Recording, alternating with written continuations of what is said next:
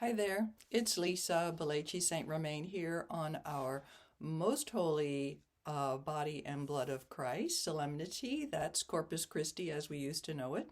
And our second reading is from Hebrews, and it is a typical Pauline letter with a very long paragraph and sentence, right? One sentence, 6 lines, second sentence, 8 lines. Yeah. So how are you going to do this? And that would be very important so that I want it to make sense to you so that you can have it make sense to the people. Okay. We're going to do as the Roman Missal instructs, and that is the name of the book is followed by a 3-second delay. And then we start the reading. And when the reading is done, another 3-second delay, and then we say the word of the Lord. Okay? So a reading from the letter to the Hebrews. Brothers and sisters, when Christ came as high priest of the good things that have come to be. So you'll notice that I wrapped right around. I didn't stop at the end of that line as high priest and then of the good things. So I'm wrapping around that line and not stopping until the comma, right? When Christ came as high priest, so my pause, did you hear it, is after the word came. As high priest of the good things that have come to be, passing through the greater and more perfect tabernacle not made by hands. So again, I'm wrapping around till that comma, and there's this my voice is going up. Do you notice that? Like the more perfect tabernacle not made by hands.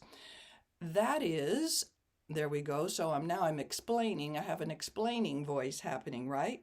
Not belonging to this creation. Then what? Okay? He entered once for all into the sanctuary. There's the comma. Not with the blood of goats and calves, but with his own blood. So I paused after sanctuary where there's a comma. I'm pausing after calves even when there's no comma because I want to emphasize but with his own blood. And you hear how I slowed it down because that's the important thing. And what did it do? The next few words tell us, thus obtaining eternal redemption. That's really important. Stretch it out, period. Okay, first sentence ended. I'm going to do a little bit of a pause there.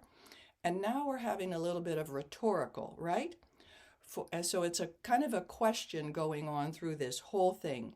For if the blood of goats and bulls and the sprinkling of a heifer's ashes can sanctify those who are defiled so that their flesh is cleansed.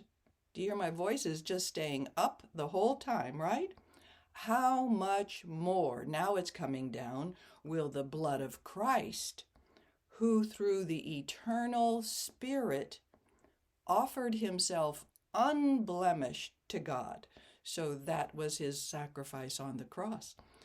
Cleanse our consciences from dead works to worship the living God. This is a huge sentence, and it has so many different emotions and voices going on there. Question all the way through. How much more, very slowly, who through the eternal Spirit, so here's Trinity again and Christ offering himself on the cross. Let that picture come into your head so that you can communicate 3 dimensions, so to speak, to the people rather than just tons of words pouring out of your mouth and piling onto their ears, right? Cleanse our consciences from dead works to worship the living God. That's the point. Okay. And now the wrap-up paragraph. So there's a long pause again after that period. Do you notice there's a space there? So long pause. All right. For this reason, He is okay, look at me smiling, right? He is mediator of a new covenant, and we talk about that in the prayers over the offertory and the consecration. New covenant we talk about.